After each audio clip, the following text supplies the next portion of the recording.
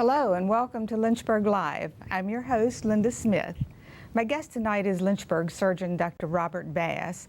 In addition to his surgical practice here in Lynchburg, Dr. Bass is also with the Army Reserve Medical Corps, and he'll be telling us tonight about his deployments in Iraq and Afghanistan. Dr. Bass, welcome to Lynchburg Live. Thank you for having me. You know, as we get started, I'd like you to tell our audience a little bit about your practice, you know, what kind of surgeon you are and that kind of thing. I do general surgery, which these days generally means intra-abdominal surgery, such as gallbladder, colon surgery, small bowel, bowel obstructions, etc., hernia repairs, breast cancer operations, skin lesions, and endoscopy.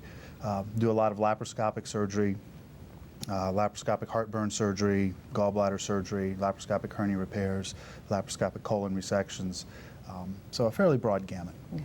I worked a lot with Dr. Bass before I left the operating room at Lynchburg General.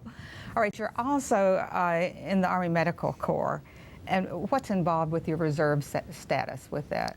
Well, I'm in the reserves, and I'm attached to a unit out in Salt Lake City. Most of the reservists, infantry reservists, etc., will drill a weekend a month and 2 weeks a year. In the medical corps, they make a lot of exceptions for physicians because we have call on weekends and busier schedules, etc. So we can substitute a lot of our CME, continuing medical education, etc., for our reserve time. I'm attached to the unit out in Salt Lake because that was the unit I joined when I was out in Arizona. It's a medical unit, and when I moved east, I just stayed on the roll there.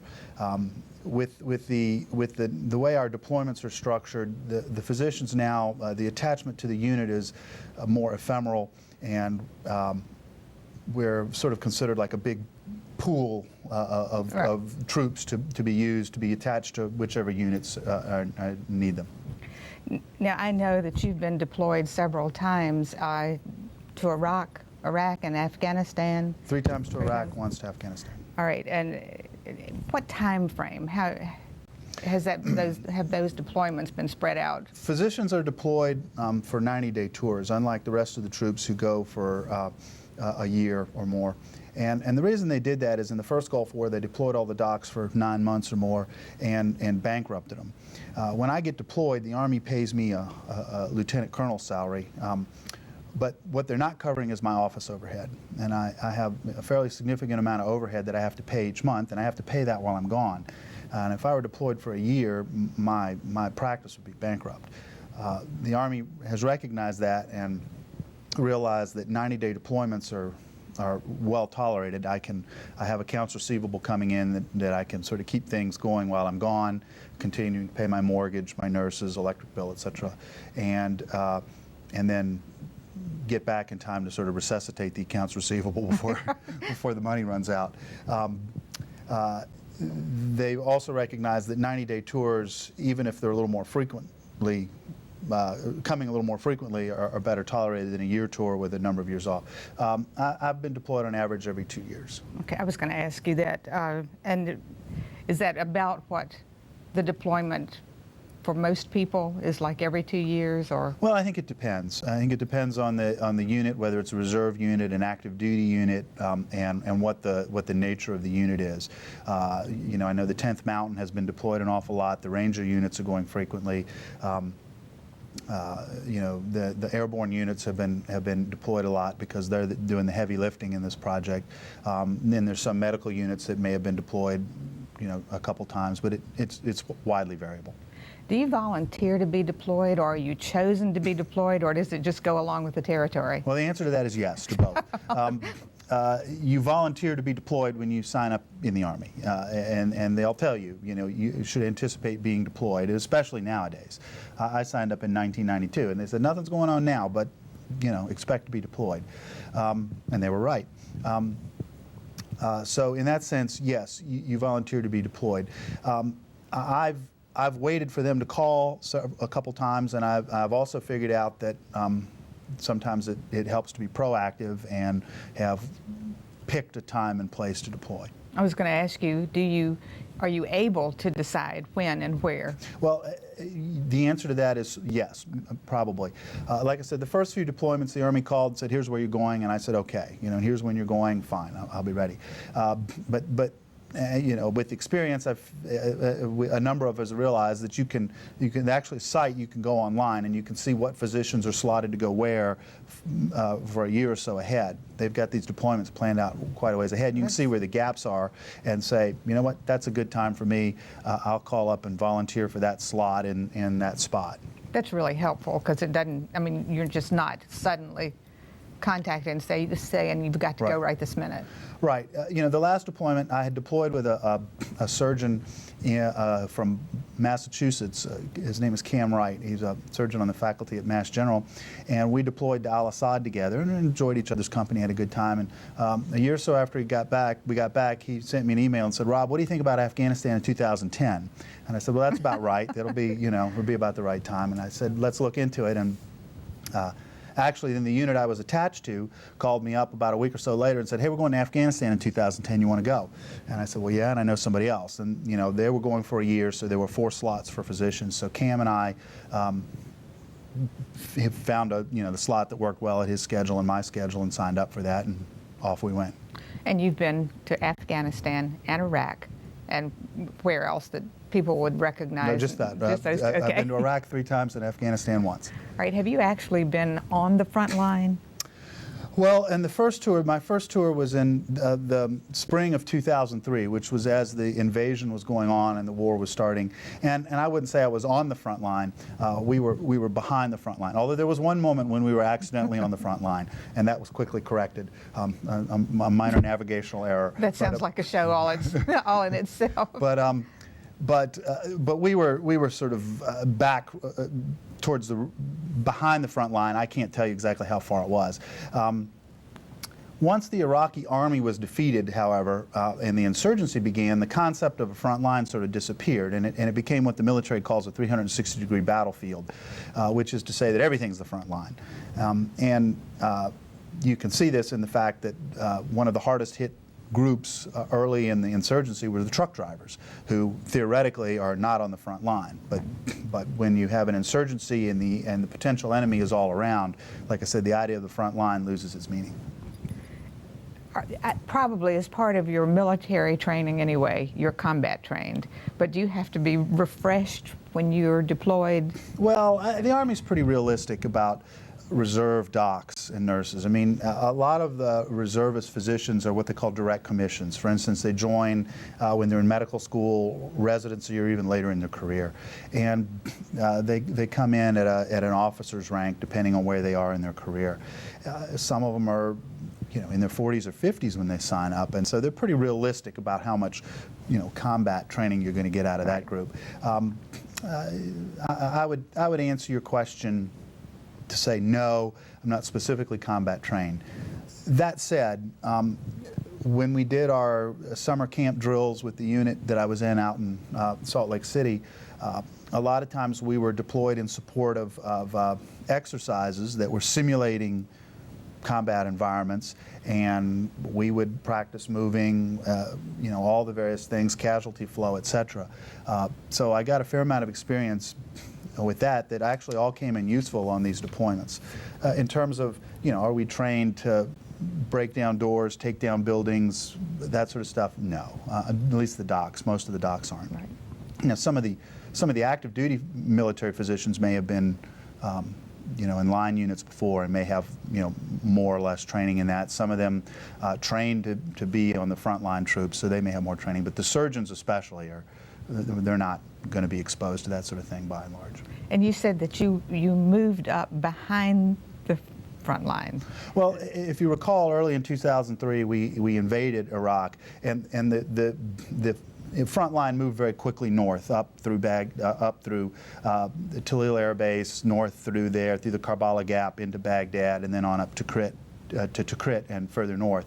And so we jumped behind them, so we were mobile. We'd set up for a few days, take it down, move as we got orders. What all does that involve with a mobile unit and what you have to have for surgery? And Well, at that time I was in a unit that was called a forward surgical team, and it's a very small, very mobile medical unit that's designed to operate independently for 30 casualties or 72 hours. It consists of 20 personnel, including surgeons, enlisted personnel, nurses, etc., and can deploy in 6 vehicles. We have 2 large tents. One is the operating surgery tent, one is the sleep tent. And they have all sorts of clever devices. They have small draw-over anesthesia machines. We have a operating room table that you open up a box and assembles, small portable OR lights, a small portable blood refrigerator, etc. So, and these units, these FST units, like I say, are designed to be very mobile. They can also be attached to other medical units, a combat support hospital, as additional personnel. So, you know, working in an operating room as many years as I did, it's hard for me to wrap my head around moving all of that stuff or making it portable and easily moved. So that's very interesting to me. The FST, we were designed to be able to be up and running within a couple hours. Were most of the facilities you worked in mobile units, or did you actually? Well, that changed over time. Initially, yes. We were operating in tents or abandoned buildings in 2003 until things sort of settled down and we set ourselves up in a more fixed facility. With each subsequent deployment, the bases have become more mature and the facilities more mature. The second deployment in 2004, we were in tents that were a little more permanent, that had air conditioning, heating, etc. Wooden floors have been put in, that sort of thing. The third deployment, we were in a more permanent facility, sort of a prefab building that had been put up, but from the inside it looked sort of like a regular hospital. This last tour, we were in a building that had been specifically built on this little base as a little hospital facility. What kind of surgical instrumentation and supplies did you have? Same stuff we have at Lynchburg General, by and large. You know, Ethicon staplers, standard racks of surgical instruments. You would recognize it. It would all look very familiar to you. Before we show your pictures, tell me what this picture is behind us that's so beautiful. This is a shot. I was at a post on this most recent tour in Afghanistan. I was at a little, what they call a FOB, which stands for Forward Operating Base, in northeastern Afghanistan near the Pakistan border, and we were in the Kunar River Valley. And we were far enough north that you could see the mountains had some vegetation and were green. And we were right next to the Kunar River, which is a glacial river that flows out of Pakistan. And this is the view that we could see from the edge of our FOB looking out across the river. And what you see is the little village. It's a village called Nare. And like all the villages that I saw up there, it's built terraced into the hillside with fields, terraced fields down by the river where they were actually at that time cultivating corn. It's really beautiful country. It was very beautiful there. Now further south it was dry and barren, and some friends of mine got deployed further south and they said it was, you know, pretty desolate, but where I was gorgeous. You've brought some pictures, and Phil, if you'll put them up on the screen, we'll get Dr. Bass to tell us what they are. This is a view from the helicopter. I was flying to get to where I was being deployed.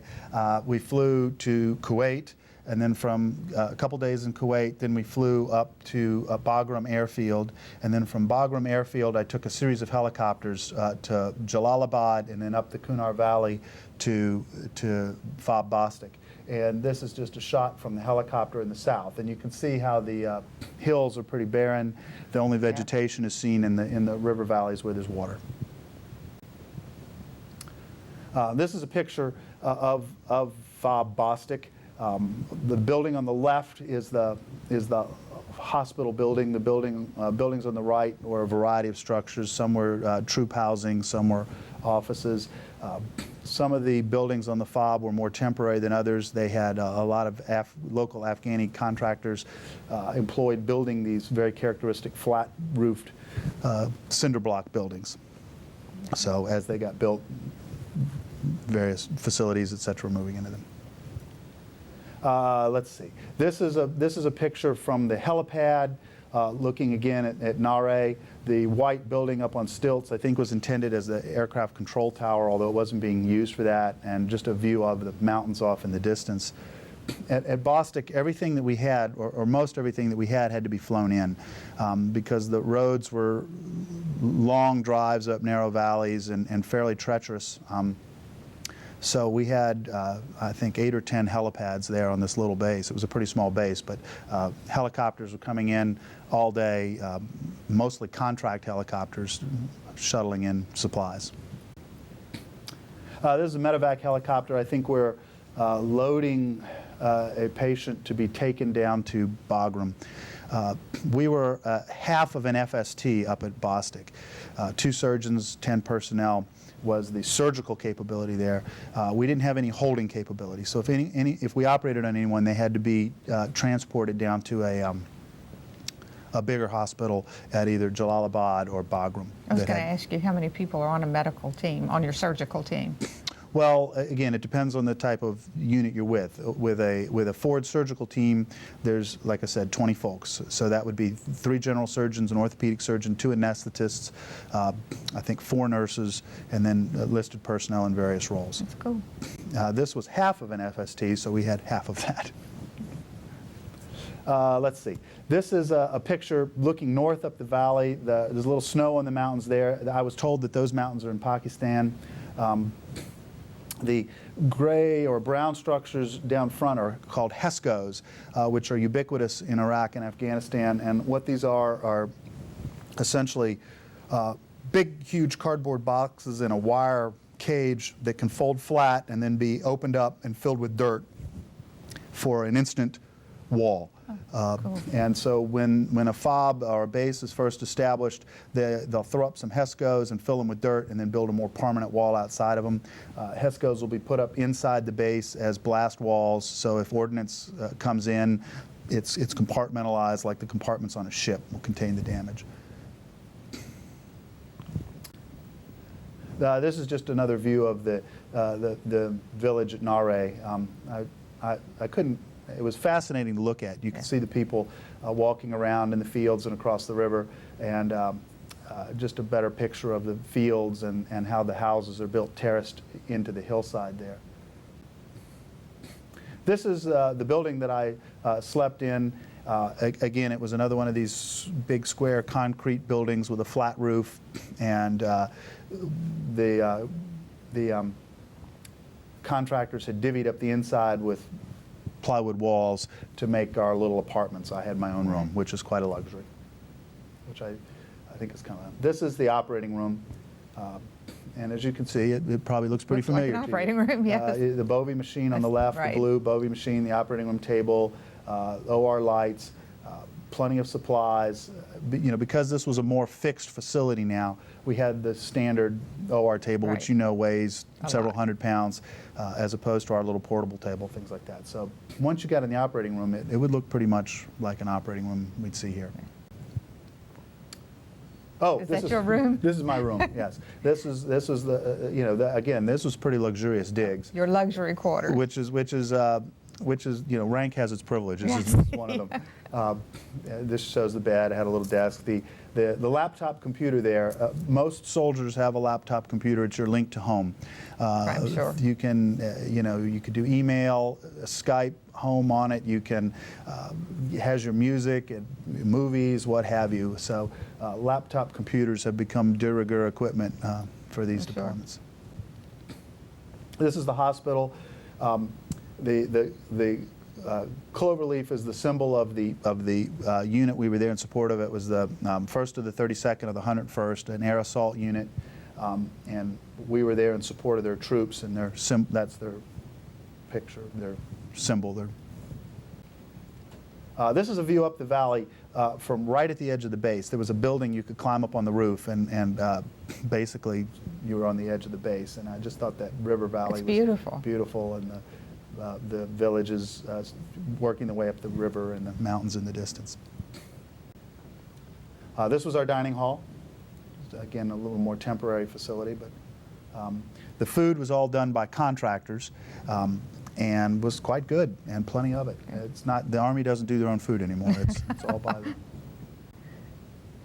This is, I think, from the same building that I took the picture of the river on, looking back across the base. And this is pretty much the whole base. You can see Behind me would be the village that we've seen the pictures of, and you could see that the mountains weren't far behind that, and then we could look right across the valley. You could see it was a narrow valley. There's the mountains on the other side. We would occasionally get mortared from up in those mountains. They would sneak up, the bad guys would sneak up in the mountains and lob a few shells. It was always on a Friday or Saturday morning, always about 6 a.m. I don't know why, but that was always the time. Their weekend. I don't know, yeah, perhaps. Under cover of darkness, certainly, and they would drop some stuff in there. Just a picture of myself and the other surgeon that was there with me doing an operation. This was on the helicopter flight back down the valley. I just was, again, fascinated by the clustering of these villages along the rivers and down in the valley floor and the way the fields were terraced into the hillside. Oh, that's me on the helicopter. I didn't know that had snuck in there. I put it in there. You didn't send it. Yeah. Thank you. Those pictures are wonderful. What kind of injuries were the most common injuries you treated? Something that's from actual combat wounds or roadside bombs or? No, actually, I've had the misfortune or the luck, depending on how you look at it, to generally be in more quiet places. This particular tour, I treated mostly locals. And the medical rules of engagement were that we were not supposed to treat them unless we injured them or they were working for us. But we often sort of stretch that rule. You're up there in this remote valley and somebody brings their injured kid to you. It's pretty hard to say no. The trouble is you got to get someone down the line to agree to take them if you're going to operate on them, and that wasn't always a sure thing. So we had several kids that fell. They fall off the roofs all the time because the way the houses are terraced, one man's roof is another man's patio, and so we had a number of kids with falls, a number of kids with burns. We had a number of locals who had gotten gunshot wounds by being in the wrong place at the wrong time. I had a fair number of Afghan army soldiers who'd gotten gunshot wounds, mostly the extremities. I took care of one Latvian soldier who got a transrectal gunshot wound. Several American soldiers, they were mostly blast injuries. The American troops now are so well protected with the body armor and the helmets and stuff that it's mostly blast injuries that are injuring or killing American troops now, whether it's roadside bombs or RPGs.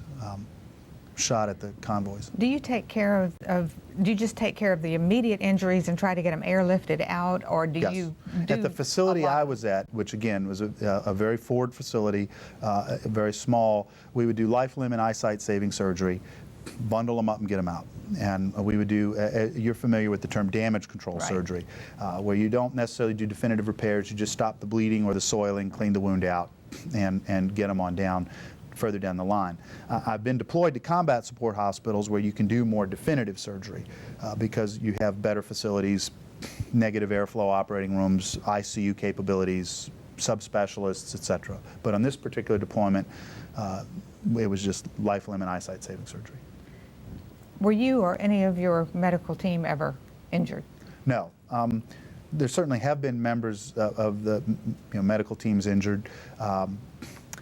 The surgical teams tend to be more protected. The surgeons are considered a scarce asset, and so what I say is, they consider me a scarce asset, so they keep my asset scarce.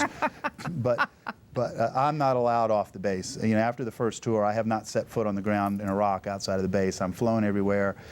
They wouldn't let me off if I volunteered. But there are other docs who are maybe working in battalion aid stations. Or are attached to units that are out beyond the wire. Again, that's not generally surgeons.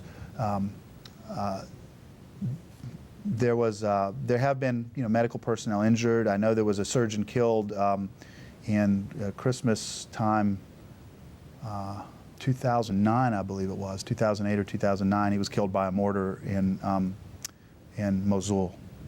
I wanted to ask you, how did being there doing this, we only have about 3 minutes left, affect you personally? It's bound to have some sort of effect on you personally. Well, I'd have to say that for me, it's largely beneficial. I'm well taken care of as a surgeon, And I have some guilt about that, seeing these young guys going out beyond the wire and stuff, but I'm happy to be there to take care of them. But there's a lot of downtime. I get to work out. It's like being in something that's a cross between a prison and a spa sometimes. And probably the biggest stressor that I faced would be the stretches of boredom where we weren't doing anything.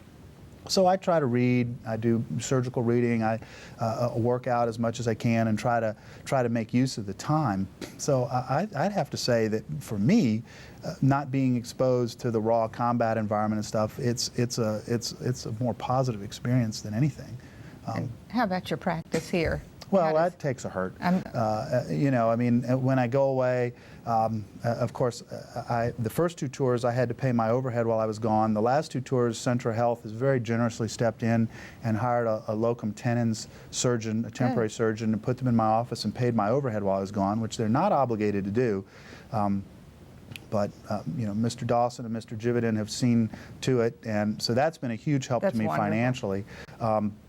In terms of referrals, of course, you know, you're gone for 3 months. You know, the primary care docs know that. They're not sending patients to you, and it takes a while to spool back up when you get back. I thank you so much for being my guest. I have more questions. We could do this a lot longer, and I'm sure that people would be interested in finding out more about what you do. But I do thank you for coming. I think my it's pleasure. Thank you for having me. Very interesting show. Thank you so much for watching tonight's show. I hope you've enjoyed it. My next show will feature an interview with Tab O'Neill.